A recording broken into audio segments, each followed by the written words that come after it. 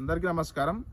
తిరుమల లడ్డూలో జంతువులకు కలిపారంటూ ముఖ్యమంత్రి చంద్రబాబు గారు లక్ష లడ్డూల్ని అయోధ్యకు శ్రీరాముడు మందిరానికి పంపిస్తారంటూ పవన్ కళ్యాణ్ గారు మొత్తం భారతదేశంలోనే శ్రీవారి తమ ఎలువేల్పుగా కొలిచే కోట్లాది మంది భక్తులు ఆవేదన చెందేలా ఈవెన్ సుప్రీంకోర్టు కూడా ఆంధ్రప్రదేశ్ రాష్ట్ర ముఖ్యమంత్రిని ఏ ఆధారాలతో ఏ రకంగా ప్రకటనలు చేస్తారు, అటువంటి ప్రకటనలు ఇంకా ఆపేయండి అంటూ సుప్రీంకోర్టు కూడా చెప్పాల్సి వచ్చింది. జగనన్నకి టార్గెట్ చేయడం కోసం శ్రీవారిని ఆయన రోడ్డు మీద ఇడ్చేస్తామా?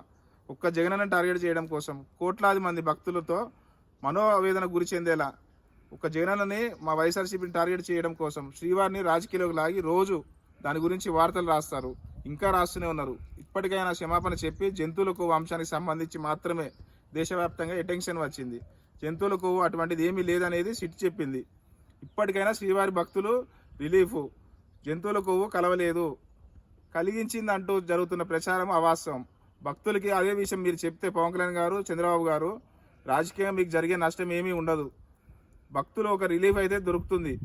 ఆ దిశగా ప్రభుత్వం మీడియా ఆలోచన చేయండి. ప్రజలకు క్షమాపణ చెప్పి తప్పును సరిదిద్దుకోండి. శ్రీవారు చాలా పవర్ఫుల్.